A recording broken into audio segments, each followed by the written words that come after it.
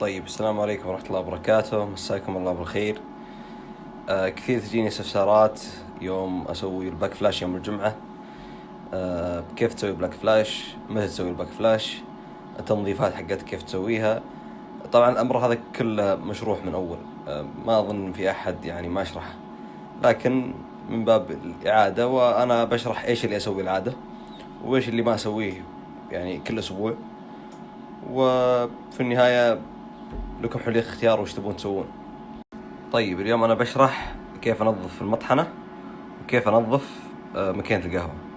ماكينة القهوة غالبا ماكينة القهوة متشابهة، ونفس الشيء مع المطاحن. الفرق في طريقة التنظيف. فبشرح اليوم على ماكينتين، استرادة وجي اس 3. باقي المكاين بشرح طريقتها باختصار. طيب، أنا بشرح وش الأدوات اللي بستعملها اليوم وش فائدتها وإذا تحتاج تستعملها أو لا. ميزان أنا ما أحتاج أستعمله لأنه في ملعقة، لكن باب إني أشوف كم نزل، باب اللي ما عنده ملعقة يعرف كم. وبورتا فلتر عليه بلاين باسكت. أنا مفكك كل الباسكتات اللي عندي والمقابض المكشوفة. باب تنظيف داخلي. طبعا أنا دبل سباوت ذا ما أستعمل نهائيا، حاط عليه البلاين واستعمله فقط للتنظيف. العادة استعمل المكشوف. لو تشوفون هذا كيف وسخ بشكل غير طبيعي، يدي ما أقدر أمشيها معه. لكن هذا اللي ما استعمله يدي تمشي طبيعي. أي واحد يدي تمشي طبيعي، أما هذا من كثر الزيوت اللي عليه يدي تعلق. طيب، هذا أنا شاريه من زمان بس ما استعملته، ودي أجربه اليوم. هذه بودرة مطحونة. في نوع ثاني يجي منها حبوب تنطحن مع الطاحونة وتنظف لك التروس. نبي نجربها اليوم. أنا عاد طبعا أفك مطحنة وأنظفها بمكنسة. هذا وهذا تقريبا يعني عملتان اللي أو وجهان لعملة واحدة، اللي هو تنظيف الستيمر. هذا موجود عند أبو اللول وخالد الزير سبيشاليتي هاب. كذلك هذا البودرة أو الملح أو حق الباك فلاش المعتمدة من لامرزوكو، خاصة أن المكاين اللي عندي كلها لامرزوكو فغيرتها، ولا أول كنت أستعمل نوع ثاني. طيب، هذا من أدوات التنظيف لكن ما بستعمله أو ما أستعمله، اللي هو المناديل المبللة. يفيدك إذا كان فوطك وسخة، ما عندك فوط، تبي تستعمل شيء تنظف في يوميا، تقطه تبدله، هذا مفيد. فوطة تنظيف الستيم والبلند الخاص فيني. هذا بلند حق بعد الباك فلاش لازم نمشي قهوة. طبعا أنا اللي عادي أسويه كل جمعة أو كل أسبوع اللي هو فقط باك فلاش، لكن بين فترة وفترة لازم أسوي تنظيف كامل كل الأغراض. ليش؟ طبعا الباك فلاش لأصحاب المحلات لازم أسويه يوميا، تمام. أما البيوت 200 كوب 200 كوب. أنا حقيقة أعتمد على المطحنة، فيها أرقام هنا كم كوب أسوي، فأعتمد عليها. لكن في الغالب في الأسبوع ما أجيب 200 كوب، كل أسبوعين على حسب الوضع اللي أنا فيه واللي يجوني وما يجوني أحد، شو الوضع يعني. فالعادة فقط أسوي الباك فلاش، البودرة باك فلاش فقط، ما أسوي أي شيء ثاني. تنظيفات هذه ما أسويها أسبوعيا. يختلف من شخص لشخص، في ناس يسوونها كل أسبوعين تنظيفات كاملة، على حسب متوضعك. أنا معتمد نفسي يعني على قولتهم على حسب الأرقام اللي في المطحنة أشتغل في التنظيف. أما هذا فهو أسويه كل جمعة. طبعا اللي أسويه، طبعا الملعقة هذه ما تجي مع هذا اللي يجي مع لامرزوكو، بس هذه ما أخذها من المادة اللي كنت استعملها أول، ما أتذكر اسمها بس لونها أخضر، تقريبا يقولون 4 جرام 5 جرام. هذه 5 جرام فقط. استعملت الميزان عشان أأكد الكمية اللي تنزل. طبعا مكتوب هنا في الكرتون إنك تنزل 4 جرام، يلا 3 جرام بعد. طبعا اللي أسويه كل جمعة للماكينة استرادة لأن هي اللي استعملها العادة. الجي اس 3 ما أسوي لها الباك فلاش كل جمعة. طريقة تنظيف يا أنك تفتح الجروب هيد لأي ماكينة 5 ثواني كاملة وتسكرها بنفسك، أو على حسب ماكينتك بعضها فيها وضعيات، مثل هذه فيها وضعية خاصة للباك فلاش ومصممة 5 ثواني وتقفل، 5 ثواني وتقفل. نفتح بسم الله، 5 ثواني وقطعت ونزل هذا من هنا. 5 ثواني ثانية ويفتح ويعد 5 ثواني. طبعا تسوي 5 ثواني 15 مرة. الجي 3 نفس الشيء، أشغل 5 ثواني وأطفي، أو أستعمل نظام اللي هو المبرمج عليه الباك فلاش من الوكالة، 5 ثواني 15 مرة. طبعا الجي 3 في زر اف ان، وأول زر هذا يسوي الباك فلاش 5 ثواني، ثم 5 ثواني 15 مرة، نفس الشيء الجي 3. طبعا الحين لاحظ ان الاسترادة خلصت، وقفت اوتوماتيك من نفسها والباب مفتوح. طبعا انا العادة اني ارجعها مرة ثانية، طفي شغل، ونفس الشيء مع الجي اس 3. افكه هذا، ارجع مرة ثانية شغل الباك فلاش على مويه نظيفة، خليه يسوي الباك فلاش.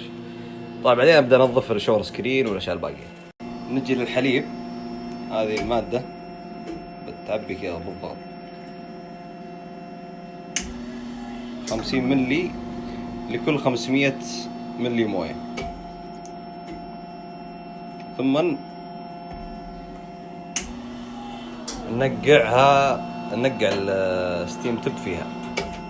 طيب انا مغير الستيم تب حق استرادا بحق الجي اس 3، لو تلاحظون الفتحة اللي هنا غالبا يبقى حليب، مهما نظفت بيبقى حليب.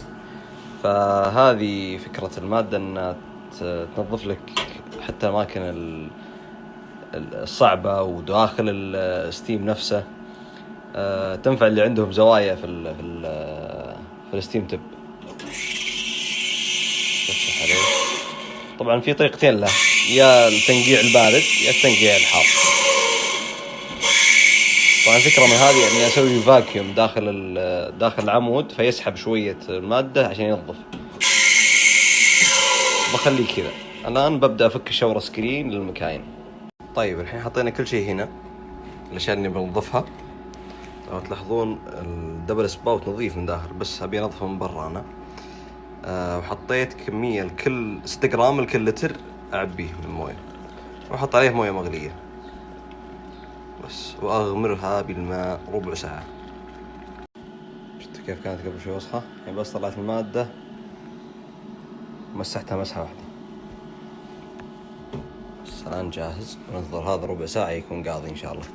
الحين نشتغل على المطحنة، نفرغ اللي فيها.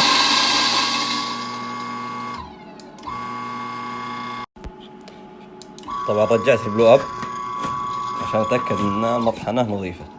نبي الآن شيك المادة هذه اللي البودرة، إيش بتسوي وإيش بتنزل وسخ. طبعا من عيوب البودرة المطحونة، شوفوا طاحت من الفتحات اللي هنا. طبعا أنا بنظف المطحنة كلها بمكنسة وبفككها لازم، لكن بس نشوف إيش فائدتها. عند بلول وخالد زير وسبيشالتي هب اللي هم حبوب، مو كذا مطحونة. نعوم نطحن بسم الله.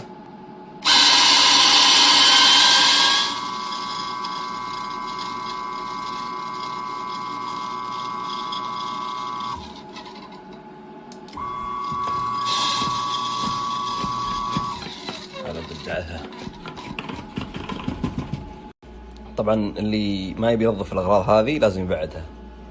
تلاحظون الفوطة جاء عليها اللي هو المادة حقت مع أنها فود جريد أو صالح للأكل يعني، لكن بعد ذلك بنفكك الآن ونشوف كيف طريقة على قولتهم وش بقى من أطراف قهوة وش ما بقى، وهل هي تنظف صح ولا ما تنظف. أتوقع المشكلة أنها بودرة ما هي حبوب. طيب أنا في العادة أعرف كيف درجة الوسخ إذا فكيت الطاحونة. شوف الحين، لا والله نظفت، بس ما انشالت اللي برا هنا، بس نظفت التروس. يعني التروس العادة يصير فيها وسخ، بقايا أثار، هذه كلها طلعت. طبعا الآن الله يعيننا تنظيف كامل. طبعا هاي التروس بعد تنظيف خلاص. طبعا تمسيح من هنا بس ما مسحتها زين، نفسي من برا، بس أهم شيء اللي داخل. طيب عقب ما خلصنا الباك فلاش والتنظيفات لازم نسوي كوب قهوة نرميه. فهذا الكوب من البلند الخاص فيني. طبعا هذه قهوة تعبانة خلاص، يعني أنا بالنسبة لي أعتبرها تهيئة. طبعا دائما أغلط نفس الغلط وأنسى إني حاط على هذه القهوة خلاص ترمي. طبعا هاي القهوة أنا عندي قهاوي خربانة طاحنها أكثر من مرة، بس تسوي كوب واحد وترميه صلى الله مبارك. طبعا بخار القزاز العادي نظفت اللي هو النياكل واللي هي هذه النياكل. ايوه الزبدة في مادة من نفس شركات التنظيف اللي يطشر عند القهوة هنا يبخها سبحان الله على طول يفك الزيت وينزل. مواد تنظيف جدا قوية اللي يشتكي دائما من تطشير. اللي هنا غالبا تصير في الجي اس 3 قاعد اشوفها اكثر من الاسترادة، ما صارت عندي كثير، بس الجي اس 3 اللي عند الروكيت الاي 61 جروب بالعموم تنفع لهم كثير. كذلك المطحنة لازم نمشي فيها لين ما نلاحظ ان القهوة ما صار فيها القطع البيضاء اللي تنزل. هذه قطع بيضاء مع القهوة نفسها موجودة، لكن لاني منظفها. لكن لو كانت حبوب وما نظفتها من داخل، انا فكيتها ونظفتها، لكن لو ما نظفتها من داخل لازم تمشي الين ما يروح تصير قهوة صافية. عموما حتى لو بقى فيها بقايا ما عليها اي ضرر باذن الله. طيب انا كذا اعتبر نفسي تقريبا خلصت تنظيف الماكينة كاملة.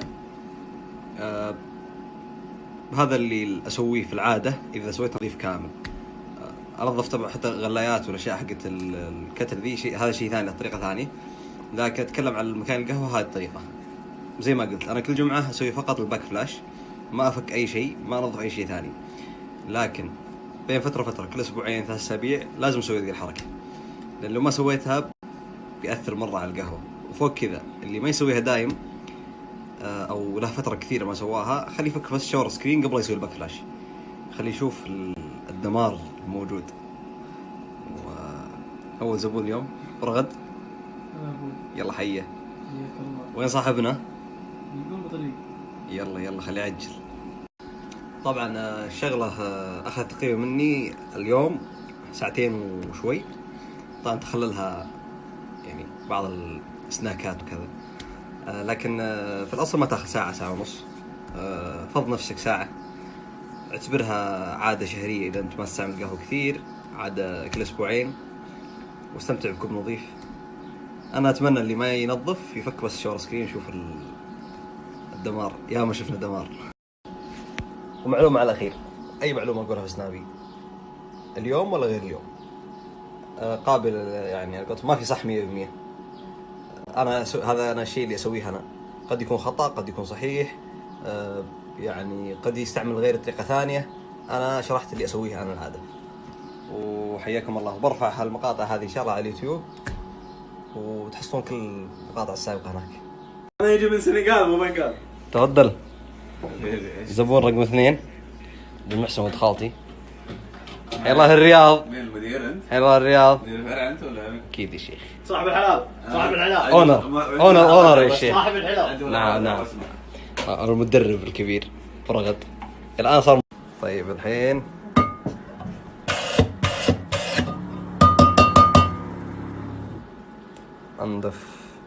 انظف من حياة بعض الناس.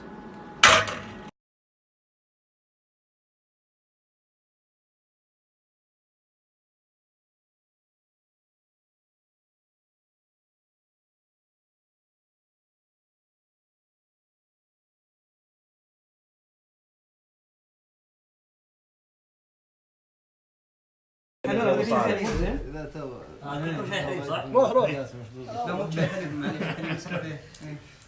شوف زي